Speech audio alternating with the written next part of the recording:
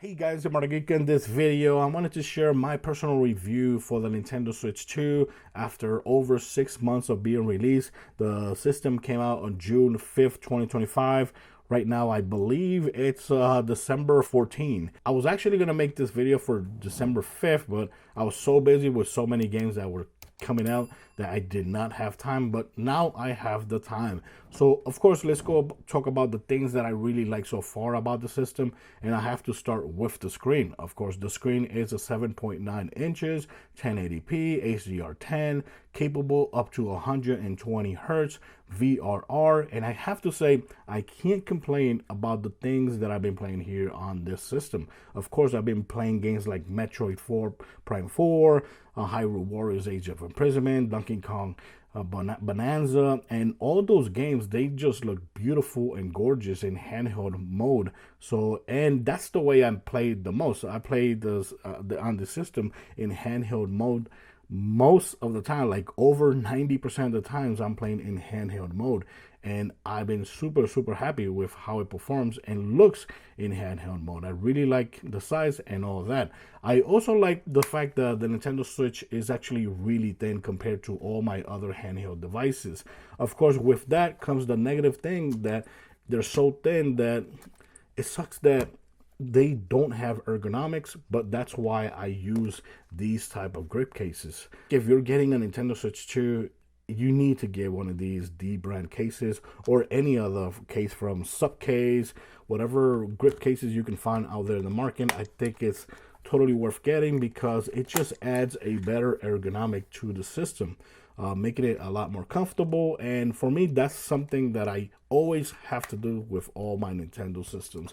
And I also switch once in a while between skins from dbrand as well, which I really like to customize them, because that's one of the negative things. Like, what's it taking so long for Nintendo to announce new color Joy-Cons? Or is that something they're not going to do this generation?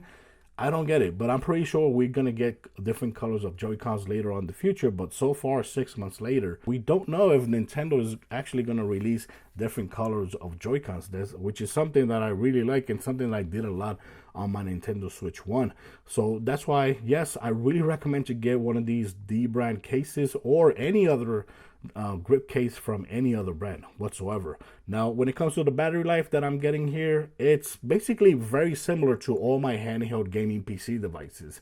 I'm getting around 2 hours to 4 hours of battery life because this thing only has a 5200, a little bit over 5200 milliamp per hour battery, which depending what type of game you're playing, that's what your battery is going to be. Everybody's going to have a bit different length when it comes to battery life when you're playing here, because every game demands different power. So yeah, I'm getting between 2 hours and 4 hours of battery life depending what I'm playing here on the system. Talking about power, we got to talk about the power of the system. What it is it capable of? And that's another thing I'm also satisfied as well. Of course, I don't expect this to be as powerful as a $1,000 handheld device. I don't expect this. This is only $500 or less because the regular price is actually $449, right? So, but I'm really happy with the performance I'm getting so far. These games like Metroid Prime 4, whether you like it or not, this game looks incredible and it plays incredible. You got games like Age of Imprisonment, Hyrule Warriors, which plays incredible. You got games like Madden 26, which honestly I like the way it plays. You got Mario Kart World. You got WWE 2K25, which plays super great here on this device. And that is a very good sign of where the Nintendo Switch 2 is going. That's why I'm not that worried about if the Nintendo Switch 2 is going to get future ports, because I think it will, and it's going to get a lot better. Like right now, upcoming ports that I really can't wait to play here is Resident Evil Requiem. You got Pragmata, which got confirmed for the Nintendo Switch 2. 007 First Light. You got Lego Legacy of the Dark Knight. There's a lot of AAA games coming here for the Nintendo Switch 2 at the same time as they're coming to the PlayStation 5, and that's something great. It's not better because based on everything we've heard on the street is that Nintendo didn't give a lot of these companies dev kits before the system came out, and that's the reason why a lot of these games that you see being released and announced at different awards ceremonies and all that, don't have the Nintendo Switch 2 logo, and it's because of that. A lot of these companies didn't get these dev kits early. Believe me, they will want to put their games here because this is one of the most greatest selling consoles, and it's going to keep selling a lot. And it's all about the money. It's all about the money. So believe me, everybody is going to want to put their games here. So I'm not worried when it comes to ports on the system day and day with other consoles, because as time passes, it's going to get better. But I'm very happy with everything we've got so far in the last 6 months, which is pretty damn good. Now, of course, it's not perfect, because one thing that I would have to complain is, like, 6 months later and we still don't have themes.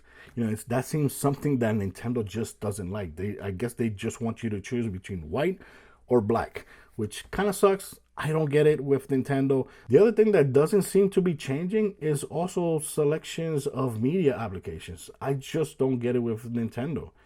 They don't want you to use Netflix, Hulu, YouTube. I just don't get it. You know, right now, for example, there was a lack of applications on the old Nintendo Switch devices, but guess what?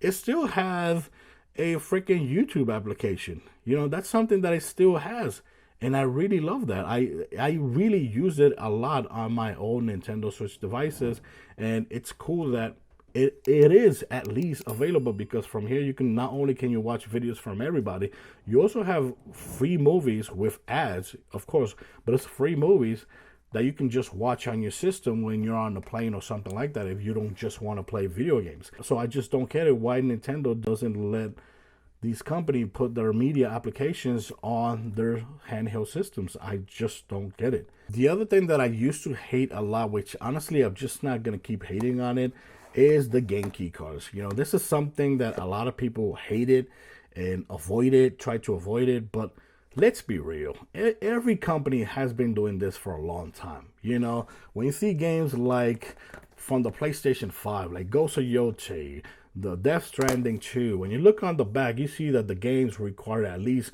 100 gigabytes of download. You know, on each one of them, some games actually require more than 100 gigabytes of downloads.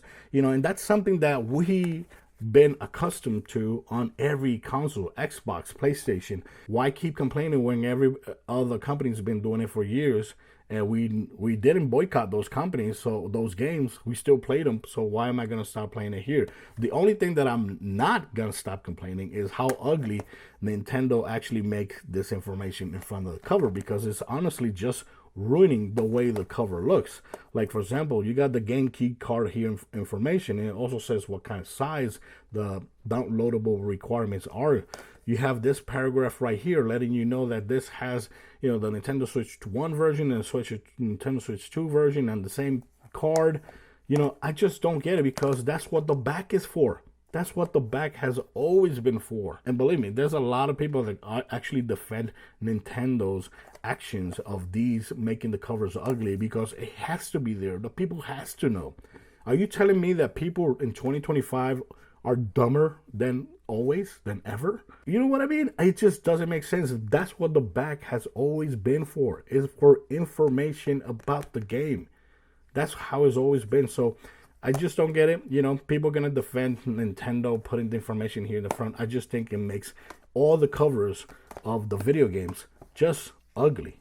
Look at that. It just makes the covers ugly. Now, the type of games I'm actually going to be complaining about is when it says this: game card not included. What this means is that there's no cards whatsoever in the inside, and there's just going to be a download code where you can go ahead and download the game. Now, that doesn't make sense, because this has no value whatsoever. You can't resell this or do anything with that. If you don't like the game, you're screwed. It's just like buying a digital game, so why even bother, you know, making that available? It just doesn't make sense. But of course, when you see these right here, this still has value. You can still sell this in the market. You can still trade this with somebody else. So, and of course, it's the same thing as PlayStation 5 giving you a case with a disc where you have to still download hundreds of gigabytes when you get home. Now, if you ask me, is it worth paying $449 for a Nintendo Switch 2? Yes, it is totally worth getting a Switch 2 for $449. Even if it's at $499, because there's rumors that the prices are going to go up because of the RAM crisis going on in the world.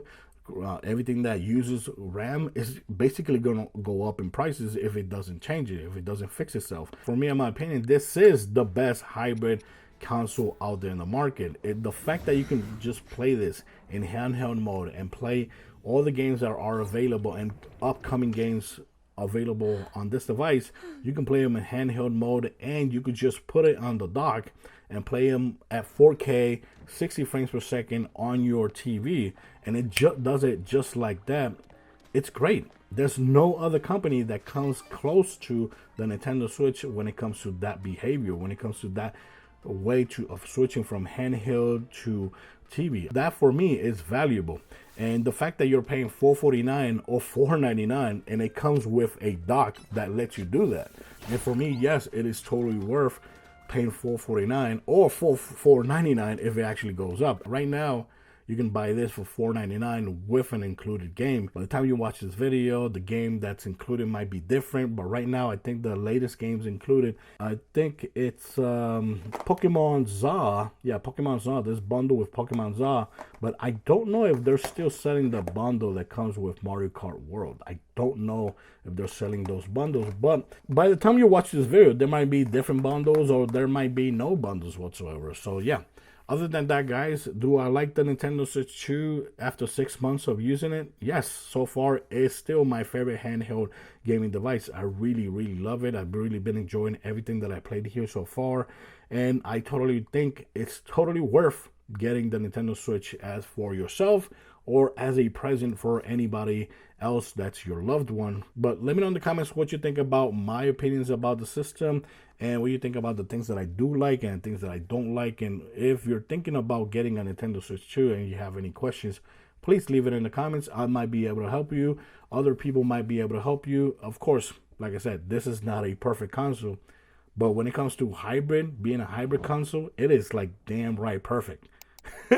You know, the fact though it switches so easily, and it comes with the dock that enables the 120 hertz or 4K 60 hertz. I think it's totally great. I think it's totally great. So yeah, let me know in the comments what you think about my opinion review of the Nintendo Switch 2. Thanks for watching. Till next time, guys. Bye bye.